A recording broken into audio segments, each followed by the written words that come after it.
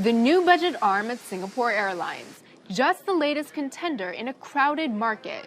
The number of discount carriers in Asia is soaring at a time when major airlines contend with higher costs. We sat down with Scoot Airlines CEO Campbell Wilson to talk about the competitive landscape in Southeast Asia and his outlook for the new year.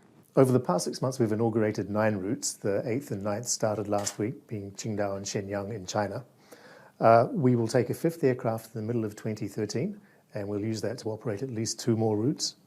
We have been developing a number of partnerships with Tiger Airways and with other airlines in Singapore, so that altogether we actually sell 44 destinations.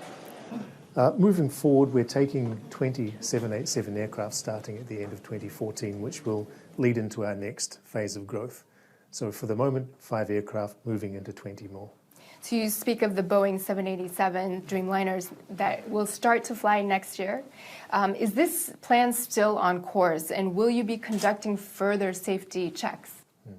Well, the plan is certainly on course. We have full confidence in the aircraft and the regulatory process. So Boeing is keeping us fully informed, and we're quite comfortable with the way things are progressing.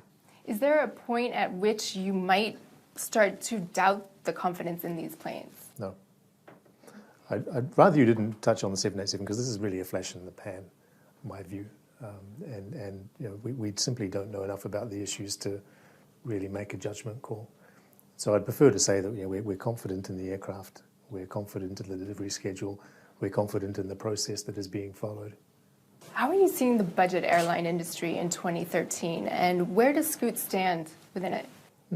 Well, the budget airline industry in Southeast Asia is now 8 years old.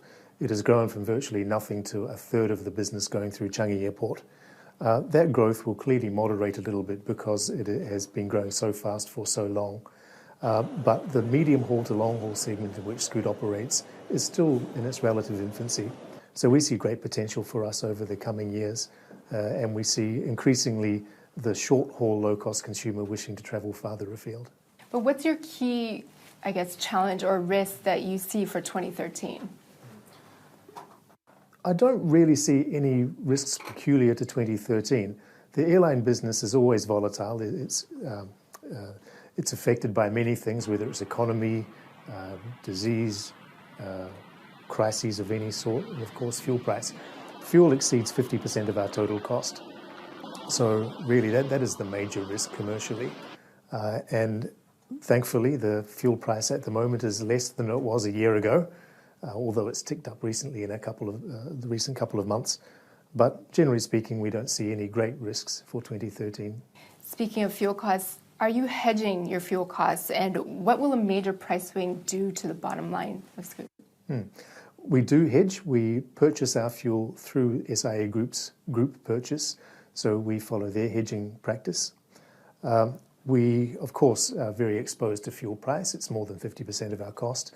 But volatility is inherent in the airline industry. It's inherent in fuel price. And so the fuel price is the same for everyone at the end of the day.